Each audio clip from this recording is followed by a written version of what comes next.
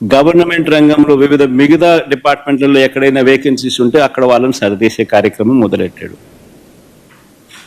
So ఆ ఇచ్చే ఉద్యోగాలు కూడా పూర్తిగా కుదించే కార్యక్రమం.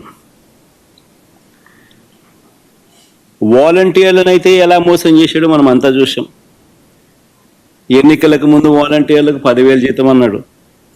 10,000 బాయ, వాలంటీర్ ఉద్యోగం ఉన్నది బాయ.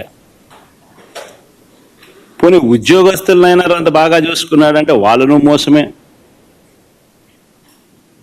ప్రభుత్వం వచ్చిన వెంటనే ఆయన మేనిఫెస్టో ఒకసారి చూస్తే, ఆయన మేనిఫెస్టో ఆయన ఇచ్చిన 143 హామీలు ప్రభుత్వం వచ్చిన వెంటనే అయ్యారన్నాడు. ఇంటరిమ్ రిలీఫ్ ఇంతవరకు 9 నెలలు అయింది. రూపాయి పెంచింది, రూపాయి ఇచ్చి పుణ్యం కట్టుకున్న పాపాను పోల.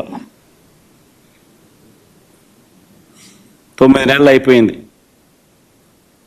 ఉద్యోగులకు మెరుగైన పిఆర్సీ అన్నాడు. ఉన్న పిఆర్సీ చైర్మన్ బలవంతంగా రాజీనామా చేయించారు. కొత్త పిఆర్సీని ఇంతవరకు ఇలా ఐఆర్ ఇవ్వాల. 1వ తేదీనే జీతం అన్నాడు. 9 నెలల కాలంలో ఒకే ఒక నెల ఇచ్చాడు. మిగతా 8 నెలల్లో నెలలో 1వ తారీఖున జీతాలు ఇచ్చాడు చంద్రబాబు గారు. చెప్పాలి,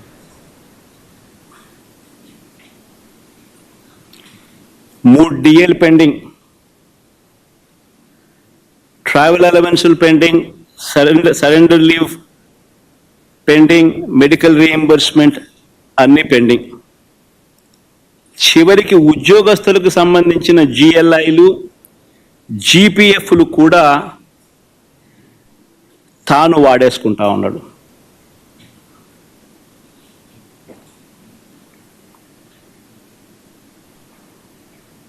ఈరోజు రాష్ట్రంలో పరిస్థితి ఇది. విధ్వంసం, ఆర్థిక విధ్వంసం అంటే ఇది. మరోవైపున ఆంధ్ర రాష్ట్రాన్ని సుస్థిర రాష్ట్రంగా మార్చేందుకు, ఆంధ్ర రాష్ట్రం పొటెన్షియల్ను పెంచేందుకు ఒక విజన్తో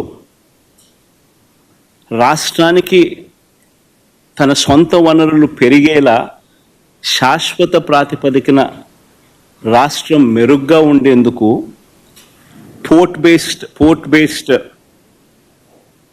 ఇండస్ట్రియలైజేషన్ తీసుకొచ్చే క్రమంలో భాగంగా ఆంధ్ర రాష్ట్రం ఎప్పుడూ చూడని విధంగా మా హయాంలో, అంటే వైఎస్ఆర్సీపీ హయాంలో ఏకంగా 4 పోర్ట్లను కట్టడం మా హయాంలో జరిగింది. Mulapeta port, Machilipatnam port, Ramayapatnam port, ఈ 3 గవర్నమెంట్ రంగంలో కట్టడం మొదలుపెట్టాం. ఇందులో దాదాపుగా రామాయపట్నం పోర్టు అయితే దాదాపుగా 75-80% దాదాపుగా అయిపోయిన పోర్టు.